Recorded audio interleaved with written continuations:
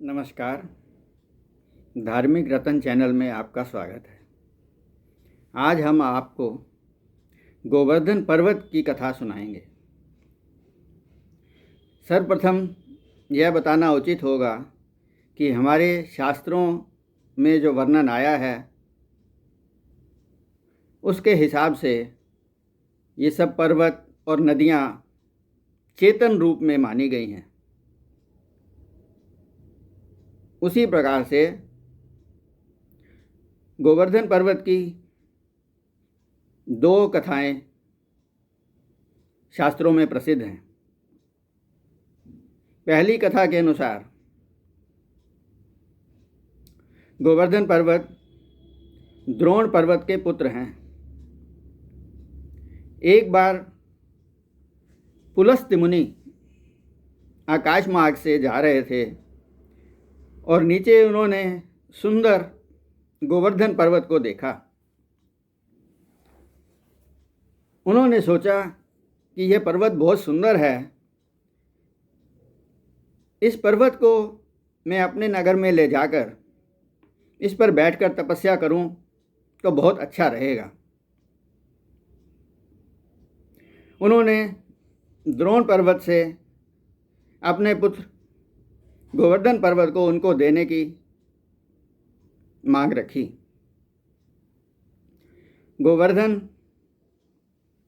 पुलस्त्य ऋषि के साथ चलने को तैयार हो गए, परंतु उन्होंने एक शर्त रखी कि आप जहाँ भी सर्वप्रथम मुझे रख देंगे मैं वहीं पर स्थापित हो जाऊंगा। अब पुलस्त्य ऋषि गोवर्धन पर्वत को अपने हाथ में उठा करके अपनी यात्रा में अपने स्थान की ओर चल पड़े। जब चलते चलते मथुरा के नज़दीक पहुँचे तो शाम का समय हो चुका था। पुलस्त्य मुनि को अपना संध्या कार्यक्रम करना था, अतः उन्होंने गोवर्धन पर्वत को वहीं पर रख दिया और अपने संध्या में लीन हो गए। जब संध्या समाप्त हुई और उन्होंने गोवर्धन पर्वत को उठाया तो गोवर्धन पर्वत ने बोला, मैं तो अब यहाँ स्थापित हो गया हूँ, अब आप मुझे यहाँ से हिला नहीं सकते।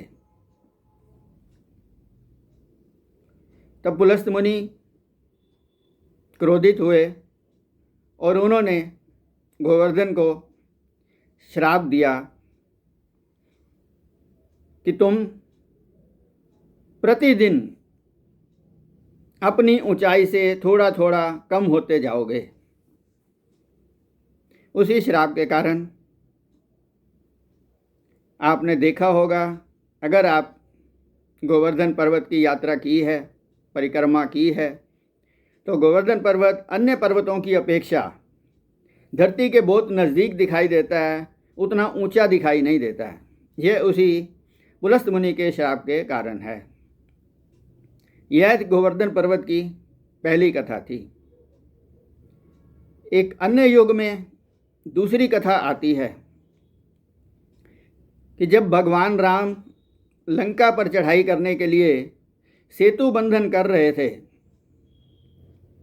उस समय सब वानर अलग अलग क्षेत्रों में जाकर के वहाँ से पर्वत, पत्थर, इस प्रकार सब सामान ला रहे थे ताकि समुद्र में उनको डाल करके सेतु बनाया जा सके। कहते हैं हनुमान जी भी गोवर्धन पर्वत को उठा करके सेतु बंधन निर्माण में प्रयोग के लिए लेकर के जा रहे थे। इसी समय एक घोषणा हुई कि सेतु बंधन का कार्य पूरा होने वाला है और अब और पर्वतों की आवश्यकता नहीं है। अतः सभी वानर जहाँ जहाँ पर भी इस समय हैं उन पर्वतों को उसी स्थान पर छोड़ दें। हनुमान जी उस समय मथुरा के नज़दीक पहुँचे हुए थे, अतः उन्होंने गोवर्धन पर्वत को वहीं पर स्थापित कर दिया और उसे बताया कि अब आपकी आवश्यकता नहीं है क्योंकि सेतु बंधन हो चुका है। परंतु गोवर्धन पर्वत बहुत ही उदास हुए और उन्होंने हनुमान जी से कहा कि मैं तो रामचंद्र जी के कार्य में अपना सहयोग देना चाहता था और आपने मुझे यहीं स्थापित कर दिया, इसलिए मैं बहुत उदास हूँ, मैं बहुत दुखी हूँ। हनुमान जी ने उनको बहुत समझाया, पर उन्होंने देखा कि जो है गोवर्धन बहुत ही उदास था। अतः हनुमान जी ने वहीं खड़े होके आंखें बंद करके भगवान राम से प्रार्थना करी और उन्हें गोवर्धन के बारे में बताया। कहते हैं भगवान श्री राम ने हनुमान जी को कहा कि आप गोवर्धन से कहें कि वो चिंता ना करें, मैं इस समय रामा अवतार में हूँ, मेरा अगला अवतार भगवान कृष्ण के रूप में होगा और तब मैं अपनी लीला के दौरान गोवर्धन की यह इच्छा पूरी करूँगा और मैं अपनी अधिकतर लीलाएं गोवर्धन पर्वत के वहीं पर ही करूँगा और मैं स्वयं गोवर्धन की पूजा भी करूँगा और वहीं रह करके बंसरी भी बजाऊँगा और मेरी कृष्ण लीलाएं जो हैं अधिकतर गोवर्धन के क्षेत्र में ही की जाएंगी। हनुमान जी ने यह बातें सारी गोवर्धन को बता दी। इससे गोवर्धन बहुत ही खुश हुआ और हनुमान जी का उन्होंने धन्यवाद किया।